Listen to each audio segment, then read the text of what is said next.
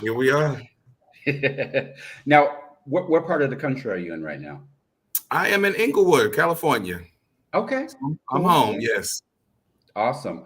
So my co-host should be joining shortly. We'll give him a moment to get in the after show. Did you get a chance to catch the episode?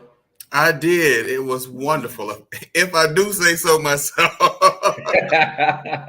No, it was great. No, it really was. It's always a treat, even for us when we get to watch the episode, because don't remember necessarily. I didn't remember all of the conversations we had, etc.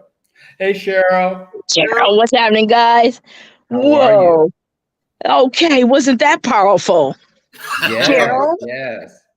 Yes, I was just telling Antonio how much I was reminded of how great that was. So thank you both again for being such gracious hosts. Thank you. Oh, thank you. Absolutely. What has been going on? Aaron and Chris are able to join us. I think they're supposed to. Yeah. What have you been doing since the show? All Gerald? that stuff that I talked about, I've been still working on that stuff. 10 toes down, boots on ground. And that's a Cheryl quote. Yes. So I've still been active with community, active with the agencies.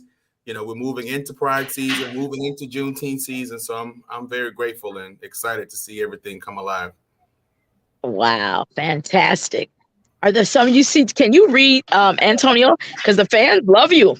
They were there. We were on YouTube chatting. They felt you. I love it. Let me see, Cheryl. This is always my. I think I just. We both struggle on the same thing. Different area here. I'm literally not on my laptop, so let me see. Yes. Who's here? Tam is here. I can see. So we Can you see? have fans joining us. Thank you for joining us in the after show. We always appreciate that. We have a nice audience joining us. There are a few questions. We'll give them an opportunity, of course, to chime in as well. I'm honored to say that I actually watched the show. It's your birthday this month. We got a happy birthday. Is that correct? Yes, my birthday was last Friday. Friday. Wow, thanks. Happy birthday, baby. I just wanted to say I'm here with two friends, and they're over there. One is sewing, another one. Did you guys see that, where I'm at? So I'm here with my girls, and they actually watched the show with me. They enjoyed you. I had to say that. And happy birthday, baby. Happy birthday. My love. Thank you. Indeed. Hey, Aaron. Aaron Johnson-Levy. I had to take a bathroom break, y'all, and it took longer than anticipated. We understand. We understand. How did you enjoy the show, Aaron? Did you like it? I really got into the comments because it's hard to comment and watch the show. Very hard to watch the show and comment. I believe that everyone who watches the show and is in the Soulmates family, they should watch it again on Saturday because you missed so many things, so many wonderful bits of wisdom. Gerald came with it. We're talking about y'all came when I had to match y'all. we get focused on the episode Chris. on Cheryl. Hi guys, sorry I'm late. Hey Chris, loving the hat. Loving that hat, Were you Chris. in the bathroom too? He was late too. Yes, I was. Aaron took a bathroom break. And Chris say I was too. Yeah, I was actually my friends DJ Skyline here in Chicago and Bryant Cook, they hosted a watch party on their rooftop. A watch party in downtown in Chicago. So I ran from upstairs from the rooftop. So I'm now in their living room so I can join you guys. Well, that's what I said. I'm so happy. Look at my friends. They actually said, say hello, Carolyn. Hello. Can you see? Hi, okay. Carolyn. They watched the show with me and they loved it. Can you be seen? There she goes. Okay. I'm honored. I want to shout out Carolyn and Cheryl's friends and Chris, your friends.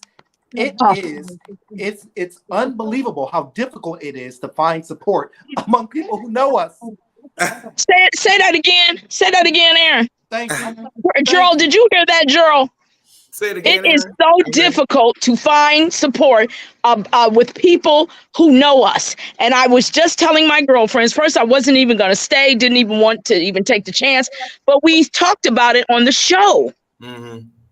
It is the poison that was injected into us during the enslavement trade. I don't want to say it's not our fault, because once we know better, we do better. This fighting amongst each other is just pathetically sickening. Yeah, and it can be, and it's visible. We have to recognize everybody just won't come to the next level with us sometimes too. So, and life is just making room for who's next in our lives. So, and you know what though, Gerald, I'm glad you said that, because it comes a time where your spirit, where you've worked on yourself to such an extent that your spirit just don't want the toxicity, and nothing is worth it. Human beings, we're spirits and human bodies, so our spirit feels things and our body responds. So. Of course, but we have the responsibility on keeping all of that in check. So that's right, and getting away from it. And if it continues, let me tell you something. If it continues, separate, because this, like I said on the show, disease in your mind go make disease in your body. When someone is so full of toxicity and want to fight, that if you stay around that's gonna make you sick, or you're gonna slit somebody's throat, be back in the penitentiary. Who wants to do that? No one. We don't want that for. Okay, right. We don't want the penitentiary. So Gerald, so now that we're free, let's talk about Pride. And so as we go looking forward to June and going into Pride Month, what should we expect? I know your hands are in a lot of pots as that's concerned. So what should we be looking forward to? Yes, pots, pans, skillets, and everything else. So, so in Los Angeles, very excited. We'll be having our official LA Pride the second weekend in June, so June 10th through 12th. We have a number of experiences. We'll have our kickoff party, which will be a ball. So from the House and Ball community, we'll have a ball in downtown LA, which will be free. Yes, so check out the website for more there. We'll also be having a music moment. So our big concert experience will be in the Los Angeles Historic State Park downtown as well. So there'll be names that include Christina Aguilera, Chica, Anita, a number of other great talent as well. On Sunday, we'll have our parade. The parade will be in Hollywood. The parade that we know with the floats and the glitter and the bands and the dance teams, all that. And we'll have a community talent stage that evening as well. So a lot of our emerging talent will be on that day. And then the month also we'll be having lots of different other art experiences, opportunities. So you can find out more about that at the website on lapride.org. But we're very excited. Oh, Gerald, let me ask you a question about LA Pride. And what would you say to someone who, a Black gay person in LA or queer person in LA? Someone commented today that we should be more inclusive. Although some people use gay to not just mean gay guys, gay, lesbian is all gay. So that could just be a difference of understanding of terms. But for a Black person of the LGBTQ experience in LA that doesn't feel welcomed by the mainstream, gay culture, queer culture, what do you say about that?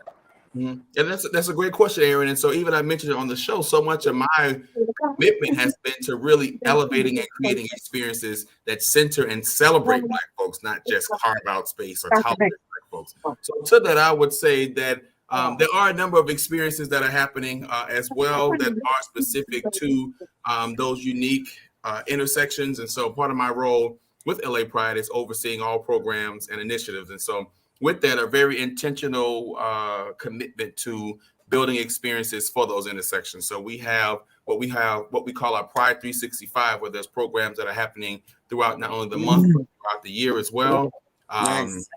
And so there are efforts that are centering Black women, Black queer families, seniors, so folks over 60. There are sober experiences that we're creating. There are all different versions of what Black Pride looks like outside of what we've traditionally known in the past. And so I tell people too to continue to speak up, continue to show up, and bring your voice and your contribution to the space because it's needed. Well, Gerald, we actually have a unique situation in Los Angeles where there is the LA Pride, but then there's also WeHo, the West Hollywood. So how do you see the difference between the two, and then how does that interface with the Black population? Because I guess WeHo has had some criticism about not necessarily being hyper inclusive.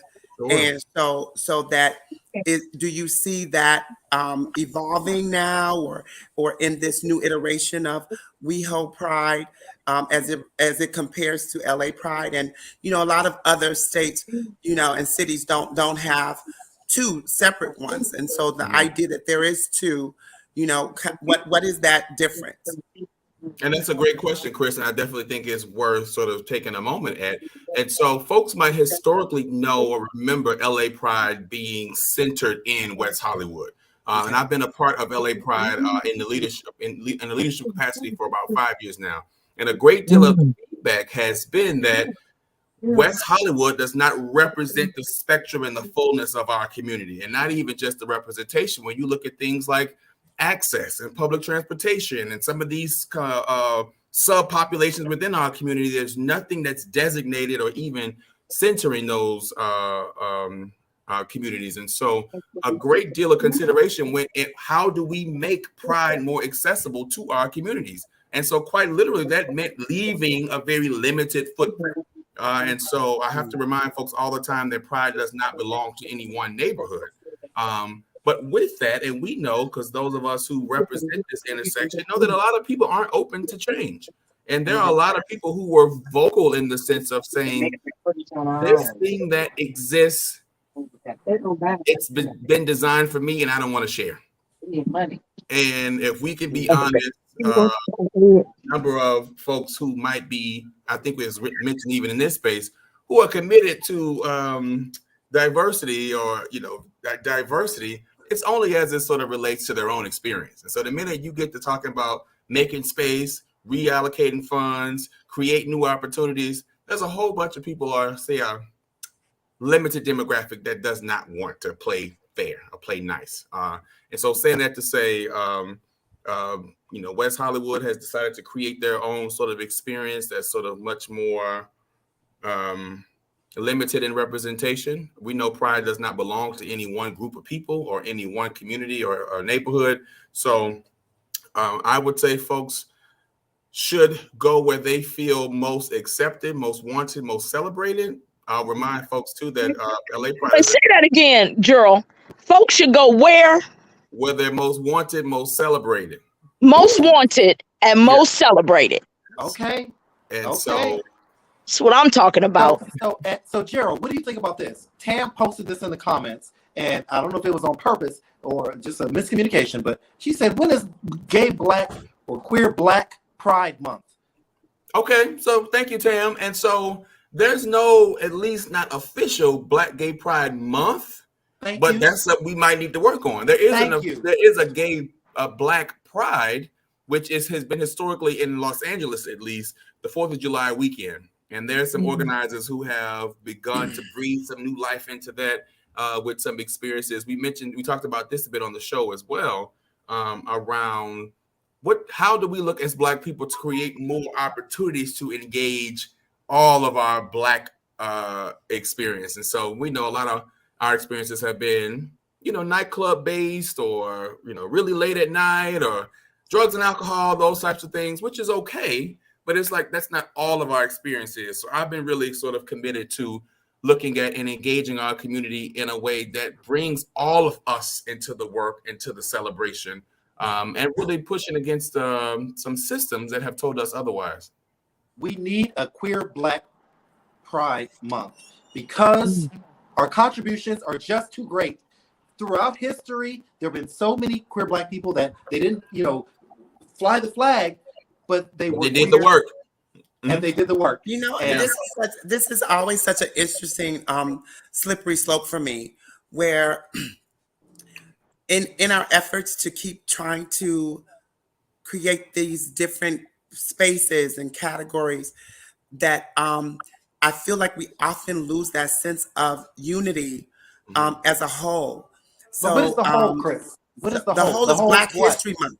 Black History Month. So if there are February. Black people, because yes, So and if there I are can offer, Black gays who have done great things in history, and so and they can be celebrated. So the idea is there is an opportunity to do that, and maybe we can do more to highlight those queer Black people in Black History Month, as opposed to now finding some other time. Because again, what you keep doing is separating things instead of creating the unity, which is what everyone keeps wanting, and they keep saying it, but they keep creating things and strategies that create division. And but so Chris, that's just not confusing. true. It's just not true that every Black person wants unity. A lot of Black people. No, you clearly don't. You want everything to be separated cut me into off. all these You cut little me off. pockets. You didn't even hear what I was saying before you started responding. I did hear what you were saying. What do you think? Why would you think I didn't hear what you were saying? So are we having a conversation, or are we just fighting like we normally do? so You guys are having a conversation. I respect what Chris just said. Let's go to the next topic. I'll add, though, if I may, just very briefly, Yes. to both Chris and Aaron's point. There are efforts and kind of developing efforts in February around centering Black queer efforts. And a lot of folks might not know, but October is LGBT History Month. And so there's like these efforts around centering. Aaron, did you know that? Did you know that? More Black efforts in that space. But I really think there's opportunity, because what ends up happening is we either get afterthought, carved out to the side, washed out by the masses. So if there are some intentional driven efforts that center our experience in a way in which responds and elevates us, yes. But with that too, there are spaces, and we've seen it as it relates to race, gender, sexuality, class, and everything else. Sometimes folks have made it very clear, we really not for too much of y'all. Maybe one or two, or as long as you're giving us what we can digest. But when we come in with our kente and our froze and our drums, they like, this is not the kind of Black we want. And so a lot of times too, we do have to respond in the sense of we are unapologetic, in that we are not watering down, squandering, or sort of diluting any parts of who we are. I think there's space for all of us in all of those spaces. Yeah. Queer folks in Black History Month, Black folks in LGBT Month, and something else that brings us together in a whole new way. So I think we should be reminded that it's not an either or, but a both and approach. My perspective is that let's keep it very simple. There are many, many Black people who have a problem with queer and trans Black people. Do we disagree about that? No, we fight it's true. So if I'm trying to say that in order for me to join with those people, I need to pretend that I'm not or hide that I am, fuck them. Okay? That's what I say. Okay. Because I'm going to put myself first before I put the group. How about that? All right. There are a number of great thoughts in the chat as well. Add something to that. I'd like to add something to that too, gentlemen and Cheryl. I've been listening very carefully. Sometimes. Okay. All right, Cheryl. Ladies and gentlemen, fit in where you get in, where you fit in. But what I wanted to say to that is a very interesting thing to listen to the different perspective. I think that for me, I can only speak to my own experience.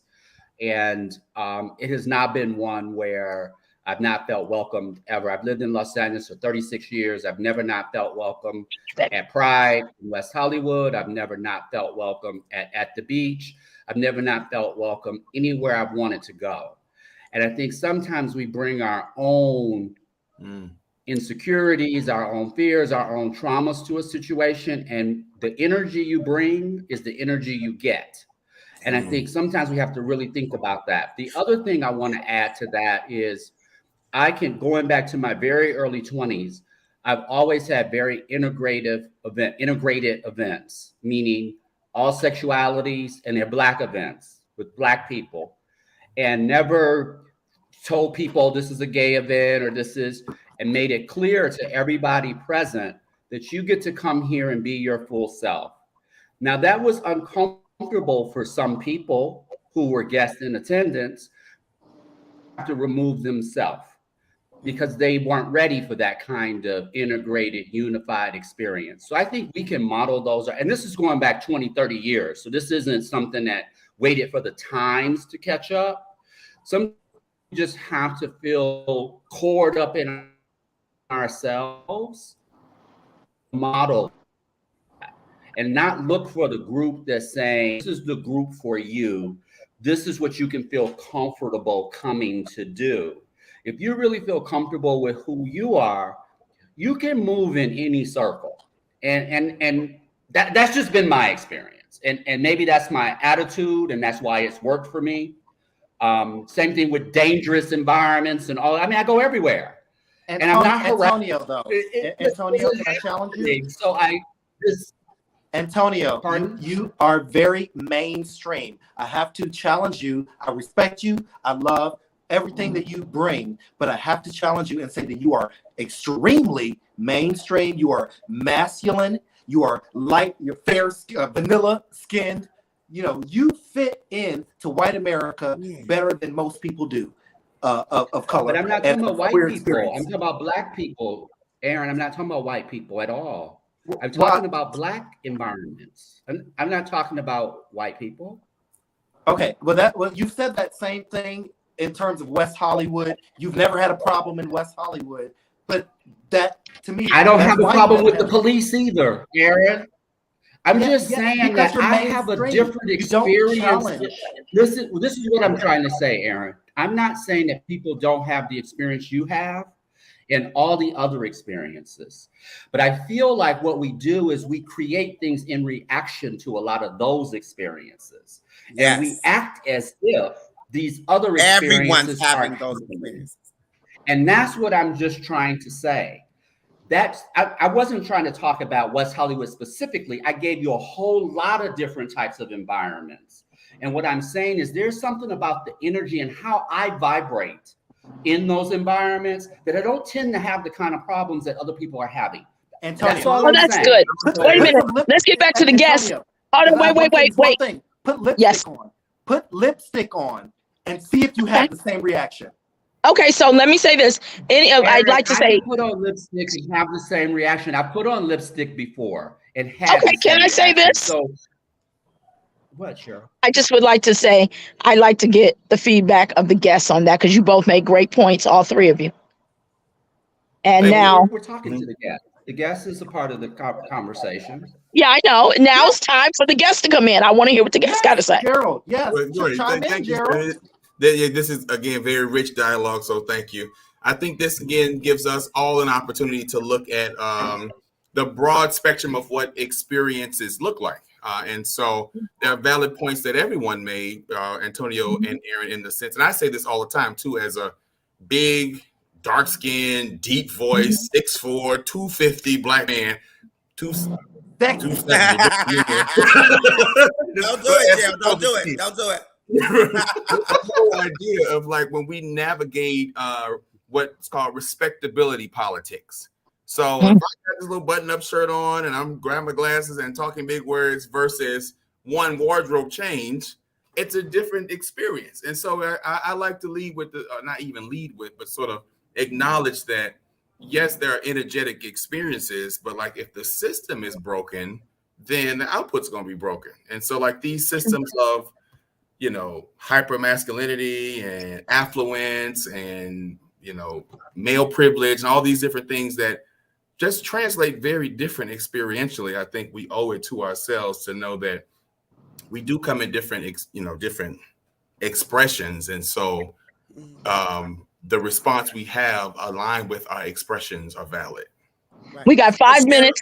Yes, anything from the fans? Cheryl, I wanted to ask you your thoughts. We've all said something. What are your thoughts? I agree with that, Gerald. I do want to add. I want to say something. Cheryl, I want to say something else. I want to say something else, please. I agree with that, Gerald. Gerald, I agree with what you're saying.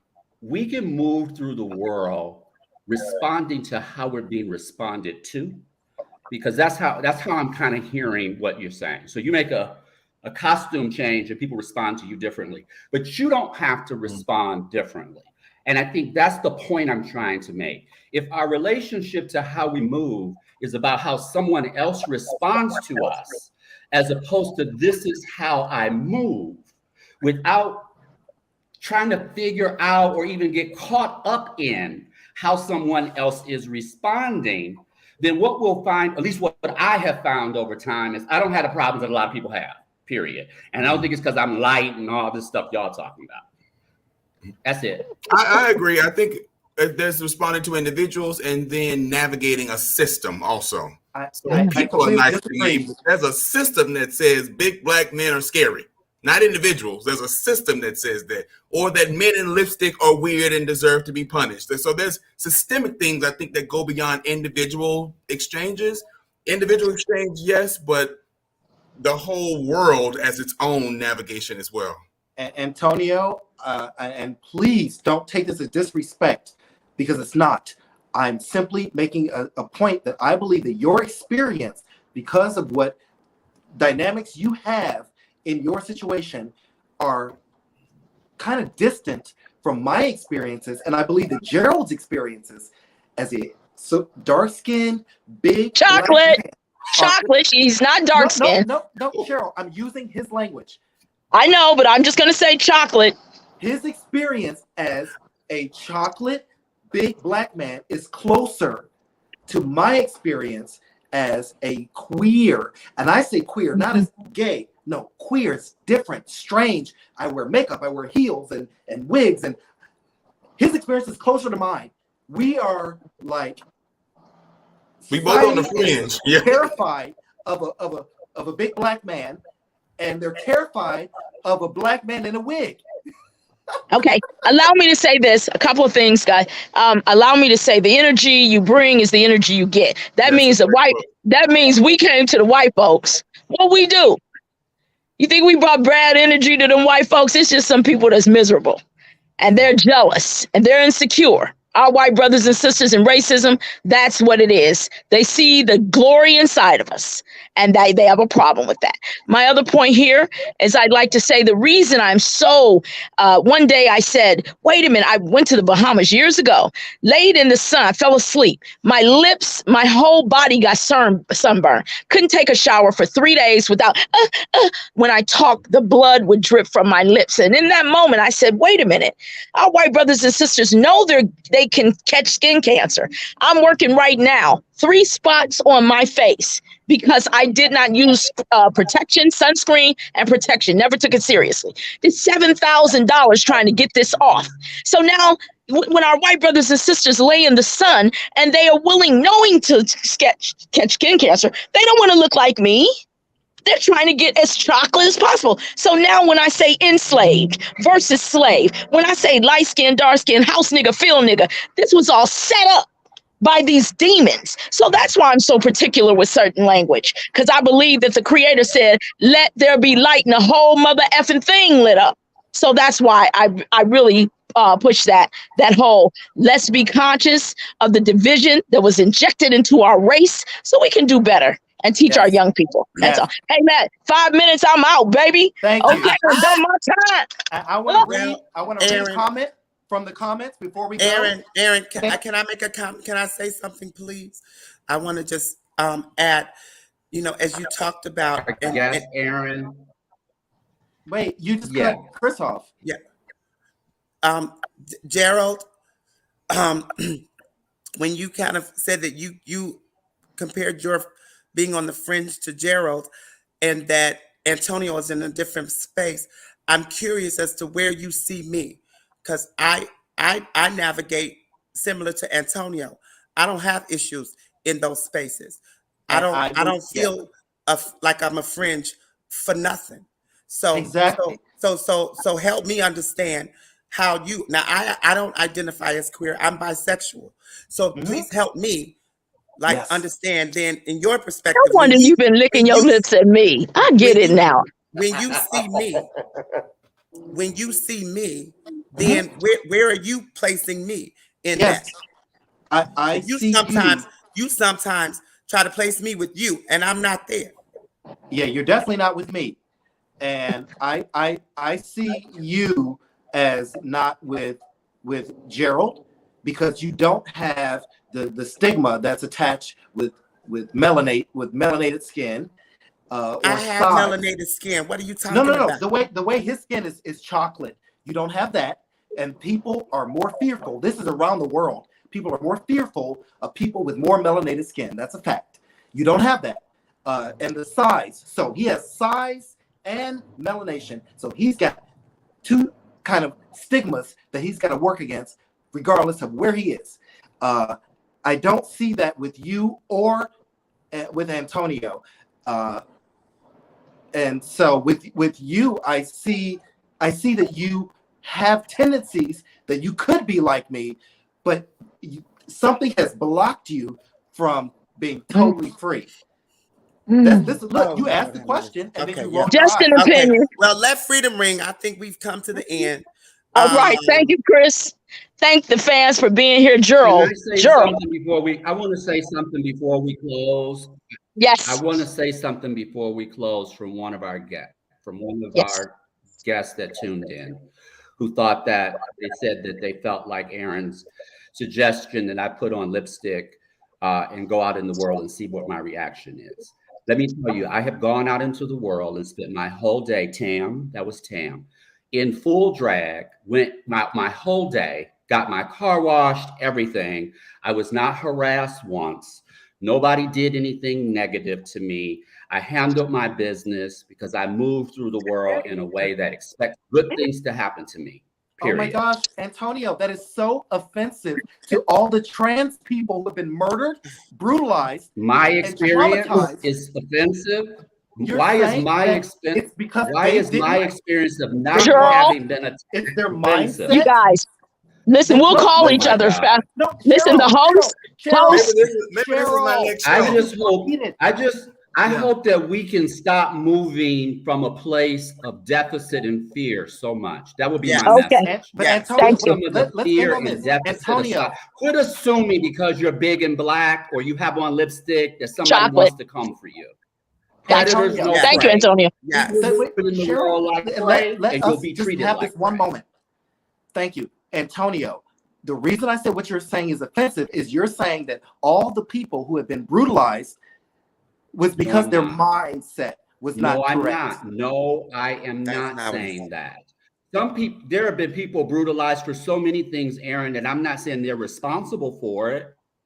What I'm saying is we don't have to get up every day and move out of our homes with the expectation because we don't fit a prototype that something negative is going to happen. That's all I'm saying. It's that simple. And I'm giving you an example of someone where that's not happened. And that just so happens, maybe I'm just lucky. I don't know. Maybe that's to me. But I'm certainly not taking anything away from anyone who's been murdered. And to say for me sharing my experience is offensive to anyone who has been murdered is absurd, Aaron. That's a reach. So, that's an absolute reach. We're the experts of our own experience. I would agree with what you said. Maybe you're lucky. Maybe you're lucky. And I will agree with that. And I'm not lucky. I'm not lucky. I'm not lucky. It's not being lucky. And I think that is something that you should consider. It's the reason too, all of the black folks who have been brutalized and killed by police who have followed the law and hands up and all these different things. So it's a very slippery slope, I think, when we start to sort of fold in, just be yourself. I mean, I think it gets real dicey. Right. Thank you, Gerald, so much. We loved your episode and we love this show. Thank you, Aaron, for all of your input. It is always uniquely special. Lord knows. Okay, good night, everyone. Thank you, Chris, Antonio, Aaron, as always. Good night, Gerald. Good to see you, man. Thank you to all the viewers as well, and so excited for the great work you're doing. Antonio, I hope you are not angry with me. Good to see you. I was, Nothing but respect here. No, yes, and I love sharing space. So we'll make it happen again. Good night, take care, guys. Bye-bye.